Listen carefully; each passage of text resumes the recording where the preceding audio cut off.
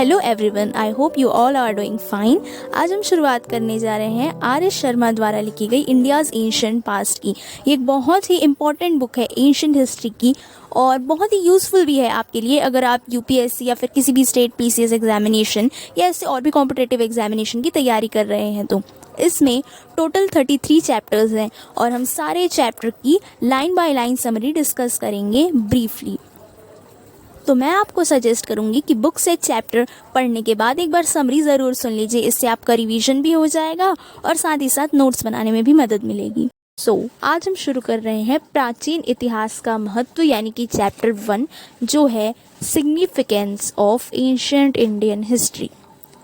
पहले चैप्टर के पहले पेज में और सबसे पहले पैराग्राफ में ये लिखा हुआ है कि इंडिया की हिस्ट्री को पढ़ना बहुत ज़रूरी है क्योंकि हमारे भारत देश के प्राचीन इतिहास के बारे में जानना हर एक इंसान के लिए बहुत महत्वपूर्ण है कि आखिर कैसे एग्रीकल्चर ने लोगों के जीवन को आसान बनाया, लोग कैसे खाने की सामग्री एकत्रित किया करते थे, उस ज़माने में ट्रांसपोर्ट के क्या क्या साधन थे, क्यों आखिर कृषि, बुनाई, सिलाई, कढ़ाई इन सब चीज़ों की ज़रूरत लोगों को महसूस हुई होगी। इनफैक्ट आज जो हम लैंग्वेज बोलते हैं उन सब की जड़ भी तो कहीं ना कहीं इस भारत के इतिहास में ही छिपी हुई है। इन सब चीज़ों को हम डिकोड करेंगे इस बुक के फर्दर चैप्टर्स में। अब सेकेंड पैराग्राफ में यूनिटी इन डाइवर्सिटी यानी कि अनेकता में एकता की बात की जा रही है। Pre Aryans, Indo Aryans, Greeks, Turk, Hunas इन सब का हमारे देश में आना और रहना ये दर्शाता है कि ये यूनिटी इन डाइवर्सिटी का कॉन्सेप्ट बहुत ही पुराने समय से लागू होता चले आ रहा है। और इतना ही नहीं, आर्यंस, ग्रीक्स इन सब ने हमारे देश की जो कल्चरल इवोल्यूशन है उसमें अपना योगदान दिया है अपनी आर्ट, भाषा और साहित्य यानी कि लिटरेचर के द्वारा। ऐसे ही आर्यंस को कहीं ना कहीं नॉर्थ के वैदिक और पौराणिक कल्चर से लिंक किया जाता है, वहीं जो प्री आर्यंस हैं उनका लिंक साउथ के द्रविडियन एंड तमिल कल्चर से किया जाता है। बता दें कि कुछ द्रविडियन, मुंडा और ऐसी बहुत सी भाषाओं के शब्द वेदों में मिल जाएंगे जो कि संस्कृत के नहीं हैं। आपको पता होगा कि वेद बेसिकली संस्कृत में लिखे गए हैं।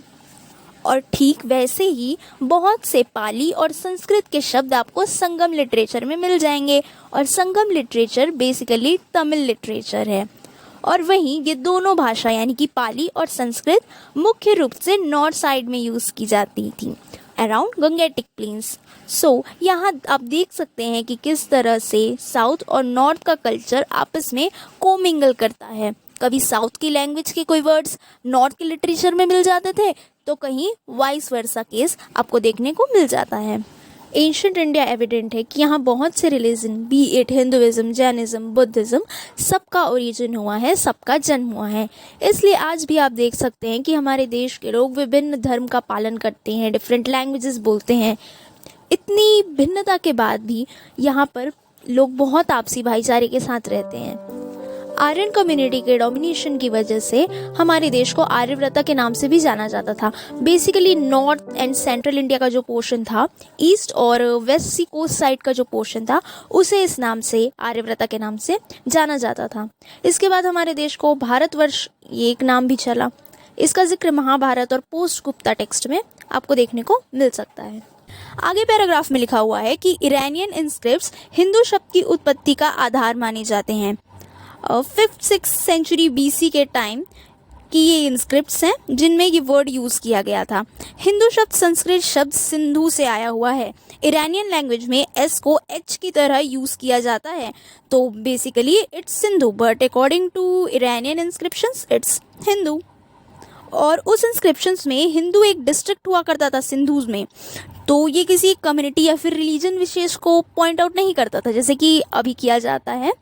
हिंदू उस वक्त एक डिस्ट्रिक्ट था, ना कि कोई जाति विशेष। This should be kept in mind.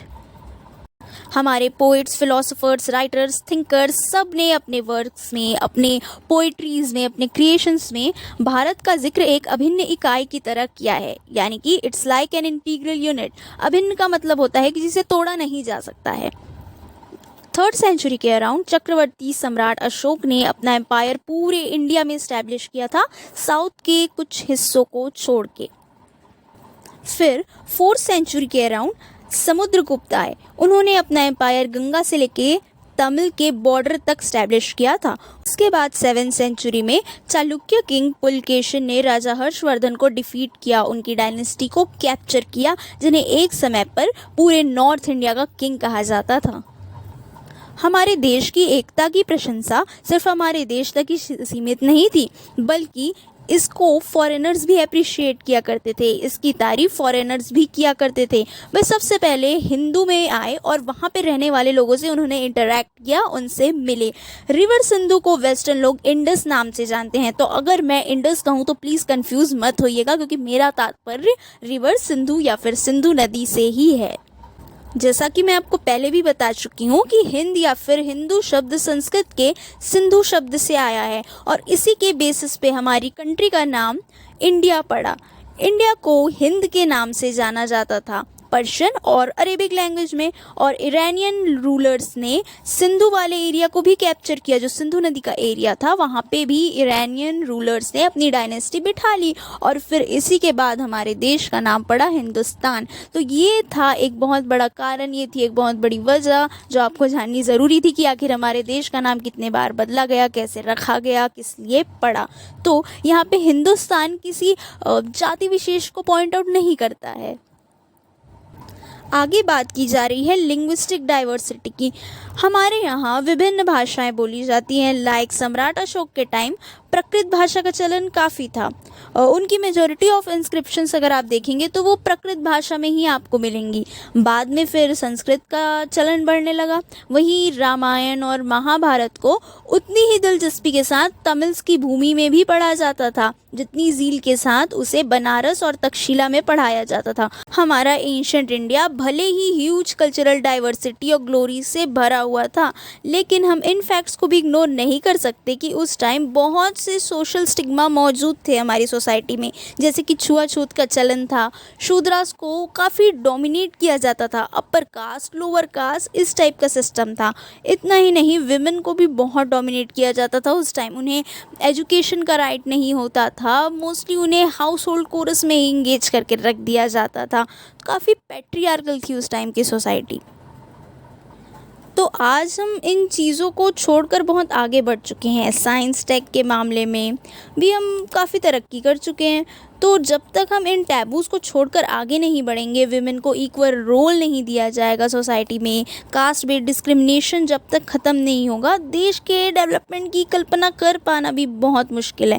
इसलिए we should get rid of age old stigma. जो भी बुराइयां हैं, जो भी पास्ट की चीज़ें हैं जो कि एक्चुअल में हमारे डेवलपमेंट के लिए एज अ बैरियर एक्ट कर रही हैं, हमारे देश के डेवलपमेंट के लिए एक बैरियर की तरह हैं, उन्हें छोड़कर हमें आगे बढ़ना चाहिए। केवल अपने पास्ट से पॉजिटिव चीज़ों को लेकर ही हमें आगे बढ़ना चाहिए।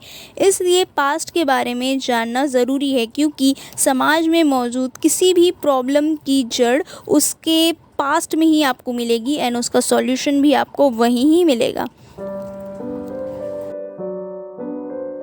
बस इतना ही था इंडियाज़ एंशिएंट पास्ट के chapter 1 the significance of ancient Indian history, या फिर भारत का प्राचीन इतिहास में, जो कि RS शर्मा जी द्वारा लिखी गई है।